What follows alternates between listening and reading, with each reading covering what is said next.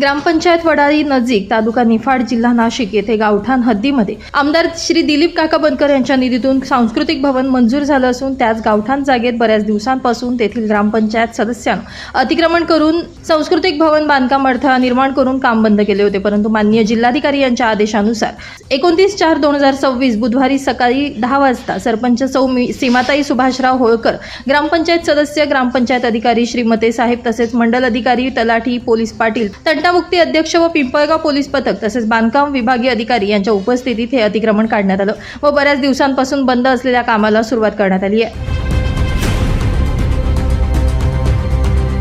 निफाड तालुक्यातील वडाळी नजीक सरपंच सीमा सुभाष होळकर या गावामध्ये अनेक विकास कामे शासकीय विविध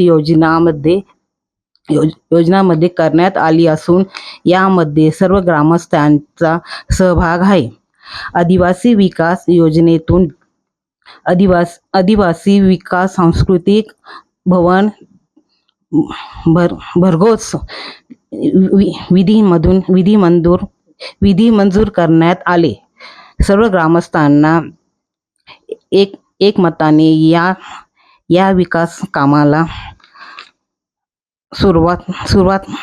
सुरुवात होत असून गावाला एक वेगळी ओळख निर्माण होईल।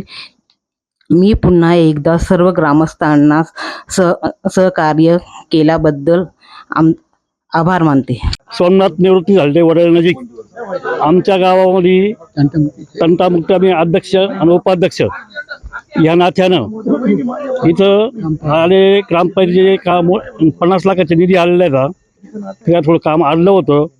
सार्वजनिक वापर म्हणजे गावाचं असं म्हणणं होतं का जे अतिक्रमण गावठाणी ते काढलं पाहिजे।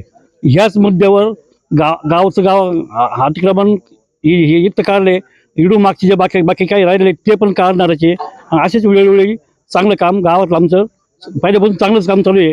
गावातला सगळा विकास चांगला झालेला आहे। एवढं काम विकास करायचं आहे आणि पुढची कामं चांगले होणार आहे ही आमची अपेक्षा आहे।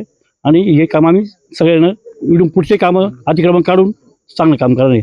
मी तंटामुक्ती अध्यक्ष गोविंदराव विठोबा होळकर। आमच्या गावामध्ये आमच्या नाथसुनबाई आपले सरपंच आहे।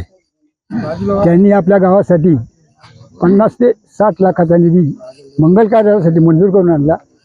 पण त्याला काही लोकांनी मध्यंतरीच्या काळात विरोध केला होता। पण तो विरोध झुगारून सगळ्यांनी एकमताने एकत्र येऊन त्या कामाला चांगल्यापैकी चालना देऊन तो काम सुरू करण्याच्या बाबतीत निर्णय घेतला।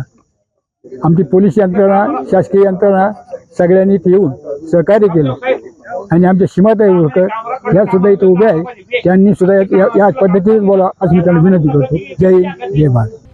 ब्युरो रिपोर्ट, नाशिक माझा न्यूज, नाशिक।